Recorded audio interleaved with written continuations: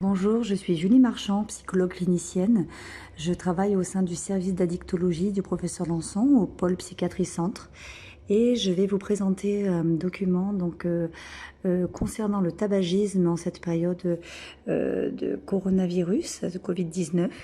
Ce diaporama a été co-construit avec le docteur Nathalie Labrune qui est psychiatre addictologue.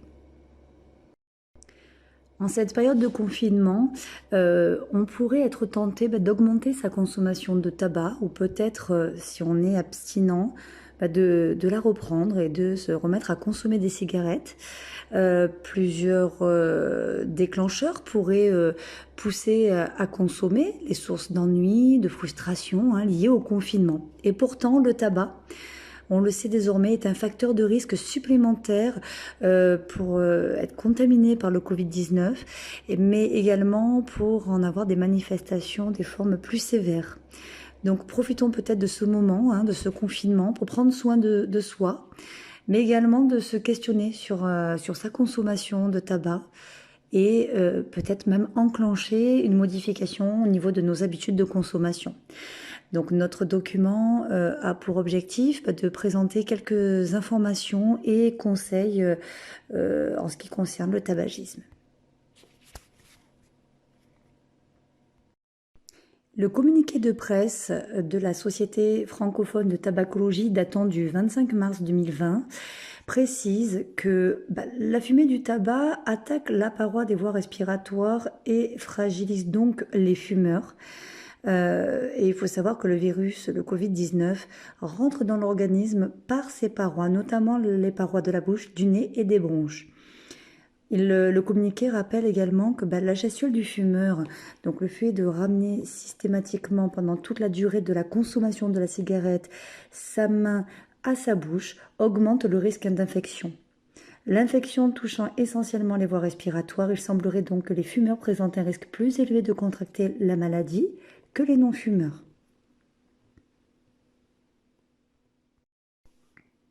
De récentes études, notamment l'étude descriptive de Guan et son équipe, ont montré que le pourcentage de fumeurs était de 16,9% parmi les malades graves du Covid-19 contre 11,8% chez les malades non graves. Dans ce contexte de crise sanitaire et de risque pandémique, tous les professionnels de santé s'accordent aujourd'hui sur l'importance et l'urgence d'un arrêt du tabac pour réduire bien sûr les risques sur la santé des fumeurs, mais aussi pour leur entourage qui pourrait être exposé au tabagisme passif du fait du confinement.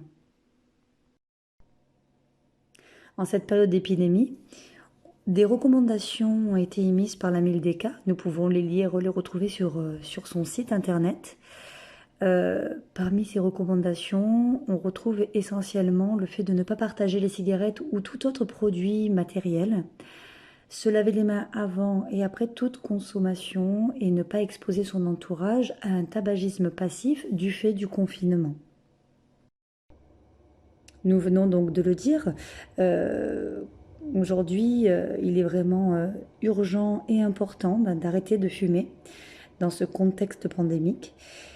Pour cela, une première étape, c'est déjà de faire le point sur sa consommation. On peut s'appuyer sur des questionnaires pour évaluer où l'on en est de son addiction au tabac. Un premier test, qui est le test de Fagerström, permet d'évaluer notre dépendance physique, chimique au tabac. Ce test se compose de 2 questions. Première question, c'est combien de cigarettes fumez-vous par jour? 10 ou moins, 11 à 20, 21 à 30, 31 ou plus. Deuxième question, dans quel délai après votre réveil vous fumez votre première cigarette? Moins de 5 minutes, 6 à 30 minutes, 31 à 60 minutes, ou bien après plus d'1 heure. On additionne les scores de la réponse 1 et de la réponse 2. Et le total se situe soit entre 0 et 1. Et là, on voit qu'il n'y a pas de dépendance physique à la nicotine. Si le score se situe entre 2 et 3, la dépendance est modérée. Si le score se situe entre 4, 5, 6, la dépendance physique à la nicotine est forte. Il est fortement recommandé, lorsqu'on a une dépendance physique à la nicotine modérée ou forte, de se faire accompagner par un traitement de substitution nicotinique de façon à pouvoir se soulager des symptômes de manque liés à la réduction ou à l'arrêt de la nicotine. On en reparlera plus tard. Un deuxième questionnaire permet d'évaluer la motivation à l'arrêt de fumer. Donc, encore une fois, deux questions. À quel point est-il important pour vous d'arrêter de consommer, de fumer de la nicotine actuellement? Et on évalue de 0 à 10. 0, ce n'est pas important aujourd'hui, et 10, extrêmement important pour vous. Et donc, vous allez pouvoir évaluer votre motivation à l'arrêt. Deuxième question, si vous arrêtiez de consommer aujourd'hui, comment estimez-vous vos chances de réussite? 0%, 10, 20, 30, 40, 50, 60, 70%, 80, 90%, 100% réussite certaine. Cela permet également d'évaluer à combien j'estime mes chances de réussite dans ce sevrage. Il faut savoir que plus notre motivation est importante, plus on augmente les chances de réussir à être abstinent. Pour renforcer sa motivation à arrêter de fumer, on peut utiliser un outil que l'on appelle la balance décisionnelle. Notez par écrit les avantages que l'on perçoit aujourd'hui à arrêter de fumer. Également, les inconvénients que l'on pourrait avoir à arrêter de fumer aujourd'hui. De même, les avantages et les inconvénients à poursuivre sa consommation de tabac aujourd'hui.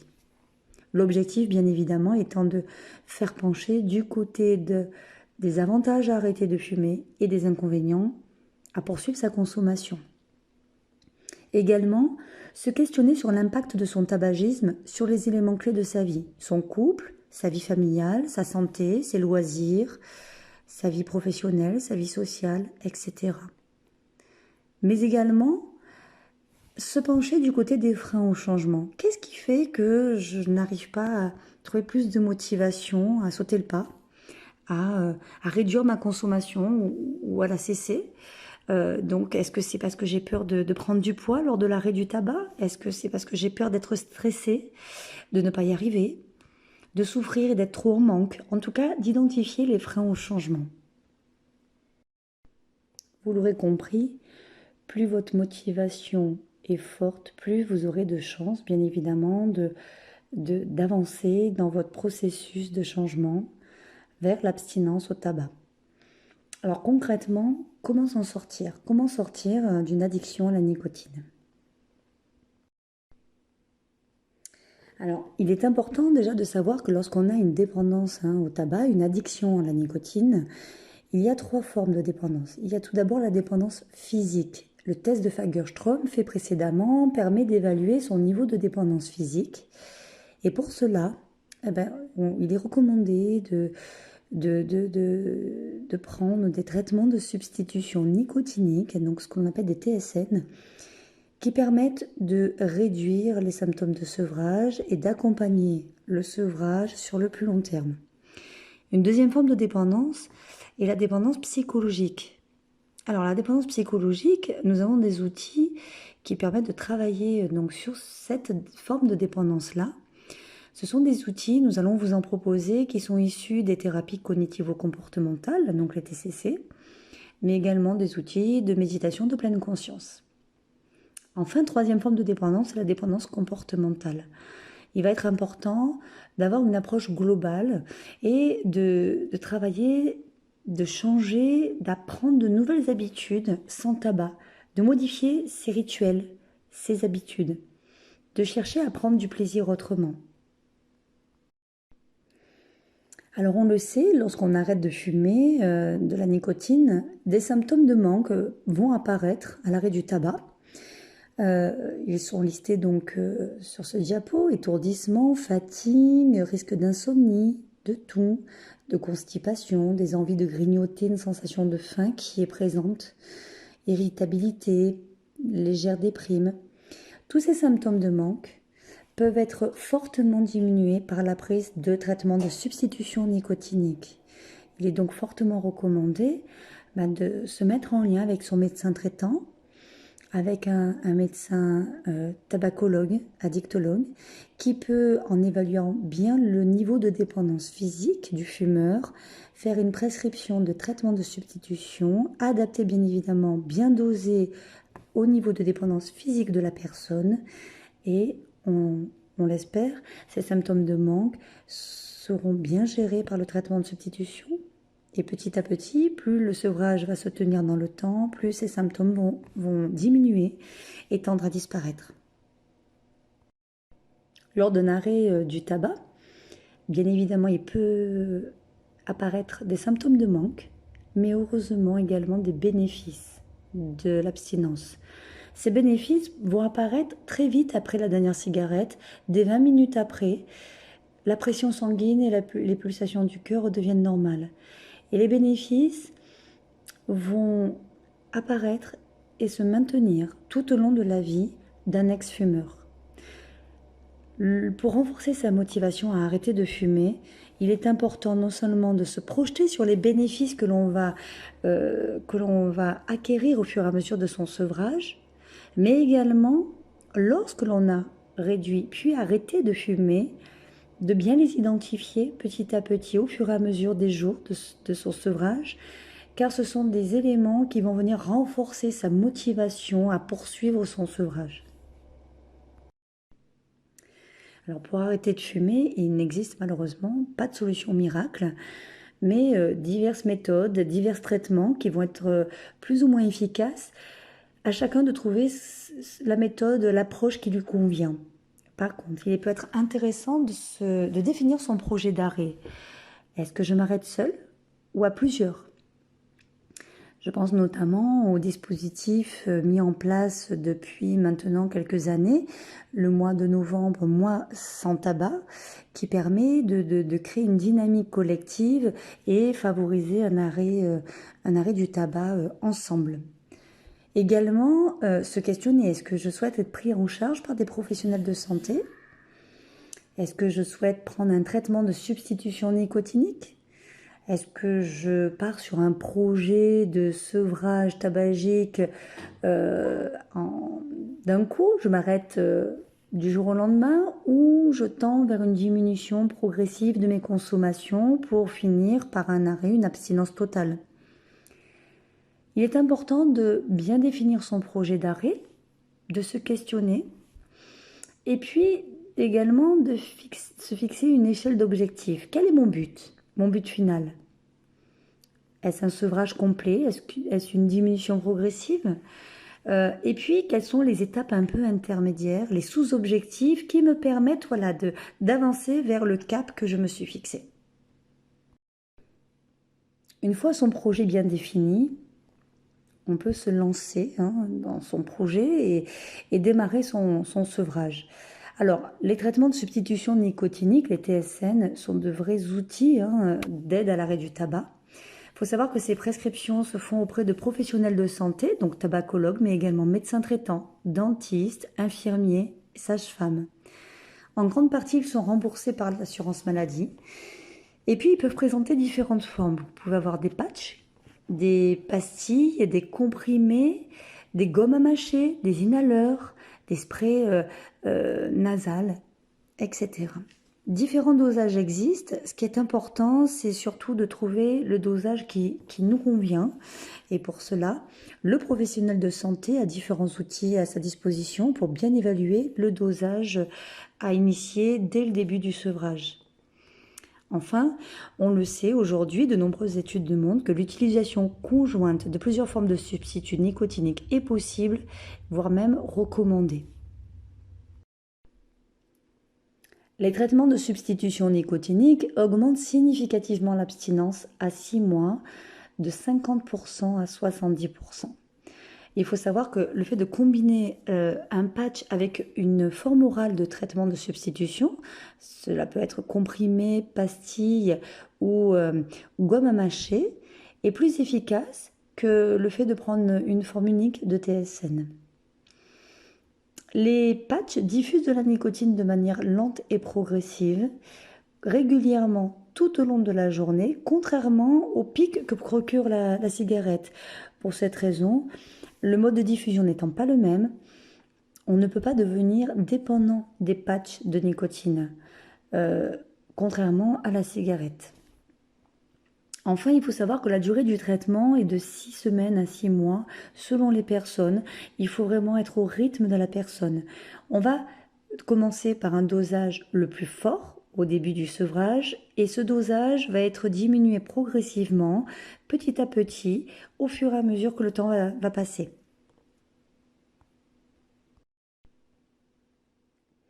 Alors en ce qui concerne la cigarette électronique, si l'on s'appuie donc sur les recommandations du Haut Conseil de la santé publique, la cigarette électronique peut être considérée comme une aide pour réduire ou pour arrêter sa consommation de tabac. Attention, par contre, à bien se laver les mains avant de remplir sa vapoteuse, notamment actuellement dans ce contexte pandémique, et minimiser sa production de vapeur pour éviter la circulation de particules virales et donc d'augmenter le risque de contamination au Covid-19. Donc nous venons de voir parmi les outils pour faire face à l'envie de fumer, la prise de traitement de substitution nicotinique, la cigarette électronique. D'autres outils peuvent être utiles, notamment par exemple le fait de repérer les situations qui déclenchent les envies de fumer dans la journée. Et il va y avoir autant d'envie de fumer que de déclencheurs. Est-ce l'ennui qui me déclenche une envie de fumer une cigarette? Est-ce le fait de regarder les informations actuellement? Le stress, l'isolement, etc. À chaque situation déclenchante, il peut être intéressant de repérer qu'est-ce qui fait que j'ai envie de fumer dans cette situation précise. Finalement, de quoi j'ai réellement besoin. L'idée étant d'essayer de satisfaire son besoin autrement qu'en fumant une cigarette. D'autres stratégies peuvent être mises en place. Éviter. Alors, éviter bien sûr le contact d'autres fumeurs. Éviter d'être exposé à des stimuli, son briquet, le cendrier, peut-être son paquet de cigarettes, etc. Substituer. Alors substituer, ça va être le fait de changer, de modifier. Par exemple, continuer à boire un apéritif, mais plutôt non alcoolisé, au lieu de prendre une boisson alcoolisée qui est fortement conditionnée au fait de fumer une cigarette. Ça peut être boire son café, mais dans un autre endroit, à un autre moment. Donc, autrement dit, changer ses habitudes. Un autre mot-clé, c'est différer dans le temps. C'est-à-dire repousser de quelques minutes le fait de fumer quand on ressent une envie de fumer. Ne pas oublier que l'envie de fumer dure peu de temps, quelques minutes. Le fait de différer dans le temps et peut-être en se lançant dans une activité plaisante et qui distrait, cela permet finalement de laisser le temps à l'envie de redescendre, de s'apaiser naturellement et donc de repousser l'échéance de la prochaine consommation de cigarettes. Une autre approche, c'est s'appuyer sur sa motivation, renforcer sa motivation, lister tous les inconvénients du tabac, les bénéfices de l'arrêt du tabac, s'auto-encourager par des pensées du type c'est pour ma santé que j'arrête de fumer. C'est pour protéger aussi ma famille du tabagisme passif, etc.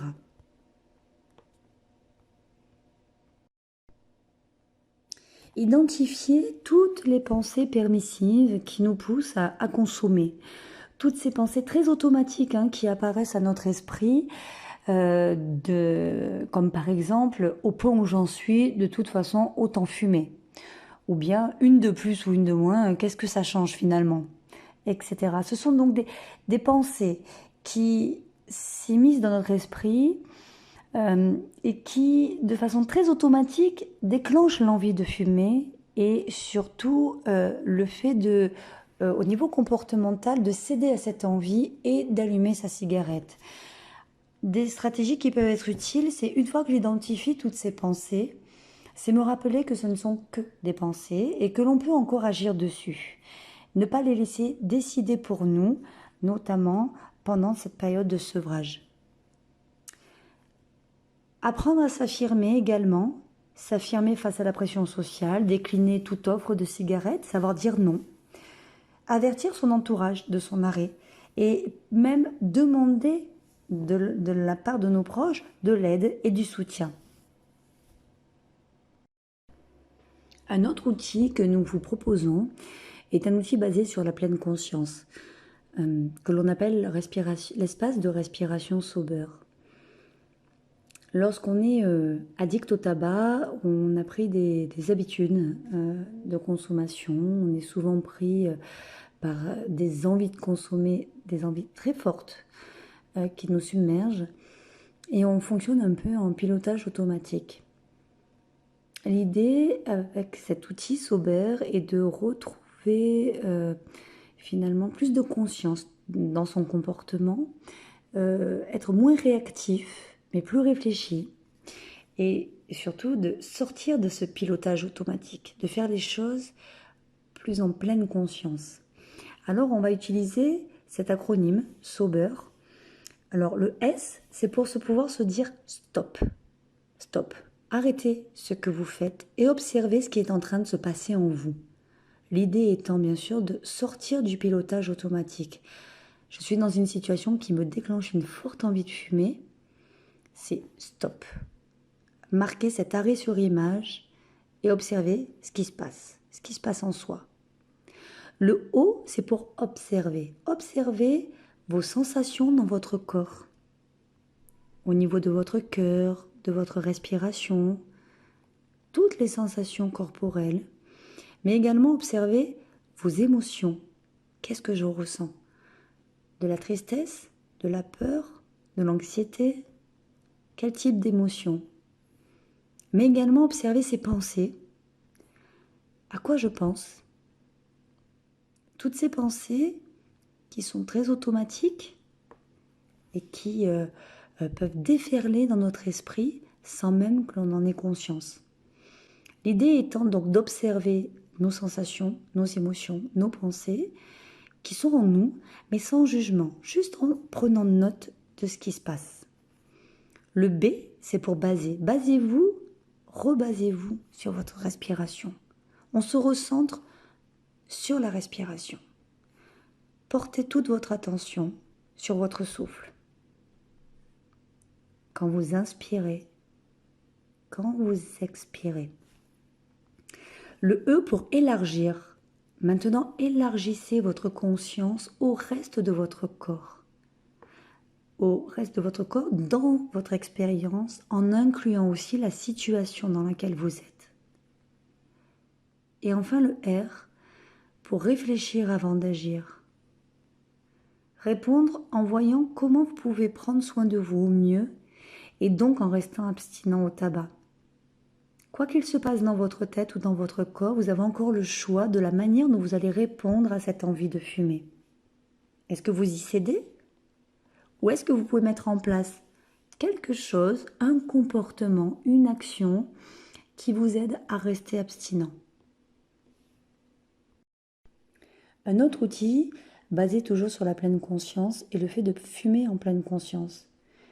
L'idée est de ramener l'état d'attention au moment présent, de se concentrer sur les sensations présentes, sur l'ici et maintenant pendant toute la durée où vous fumez votre cigarette. Pendant que vous fumez votre cigarette, observez comment peut évoluer votre envie de fumer. Identifiez les sensations qui parcourent votre corps pendant que vous fumez, le rythme cardiaque, le rythme respiratoire. Notez vos pensées qui traversent votre esprit au moment où vous fumez. Évaluez également le plaisir que vous prenez réellement à fumer. Soyez à l'écoute de votre réelle envie de fumer.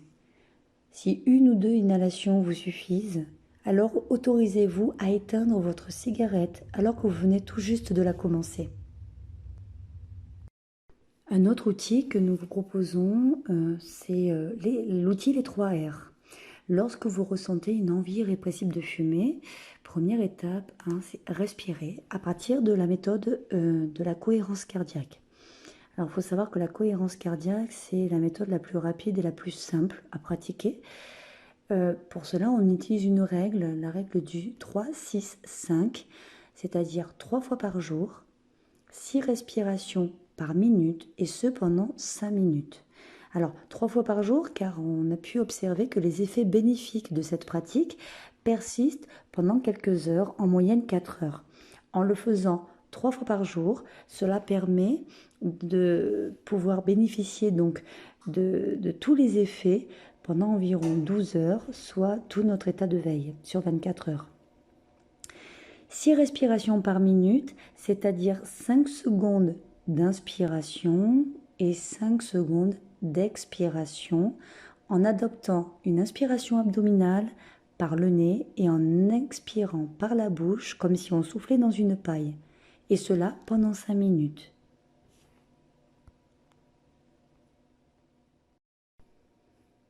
Une fois la première étape faite, donc 5 minutes de cohérence cardiaque, on passe à l'étape de réfléchir.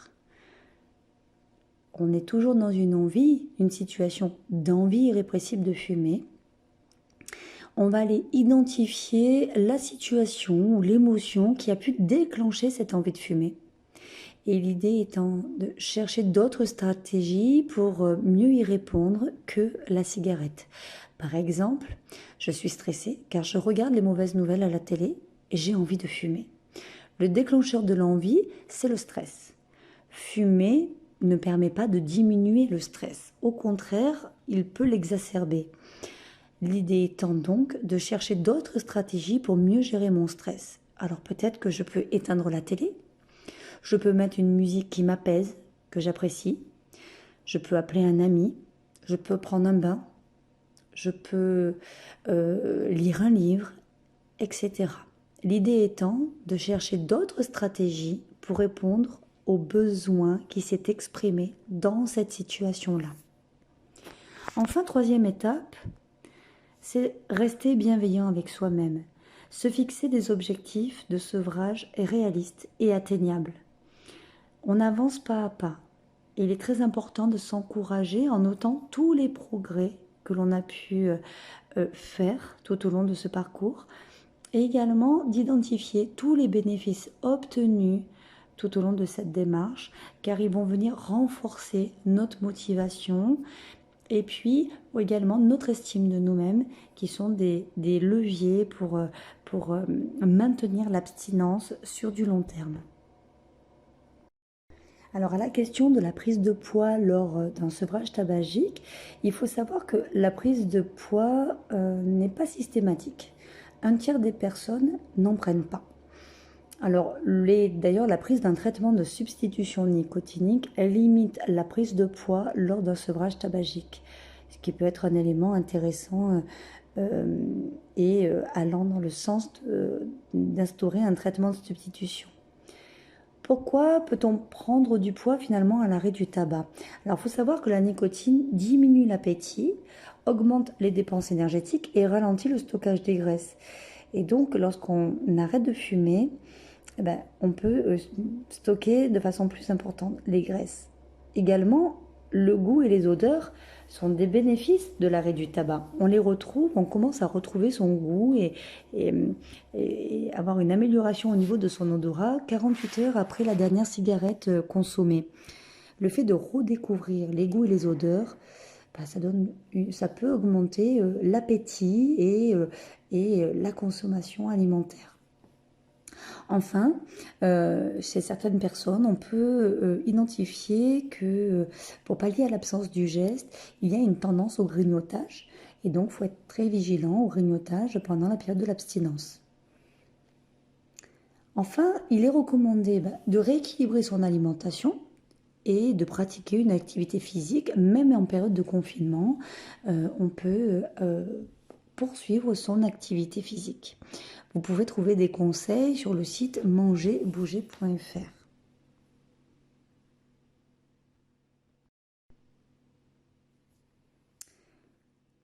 Un accompagnement par le service d'aide à distance de Tabac Info Service peut être également d'une grande aide.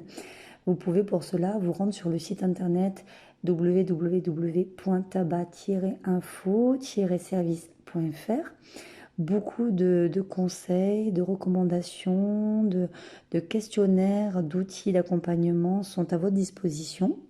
Également un numéro de téléphone que vous pouvez contacter du lundi au samedi de 10h à 18h et qui est le 39 89. Pour aller plus loin, nous vous rappelons donc de l'aide à distance Tabac Info Service, qui d'ailleurs propose une application pour smartphone à télécharger. Également le CNCT, Comité national contre le tabagisme, la MILDECA, la Société francophone de tabacologie, l'Alliance contre le tabac, l'ANPAA, et enfin le site mangerbouger.fr. Nous vous remercions pour votre attention et surtout prenez soin de vous et de vos proches en restant chez vous. Merci.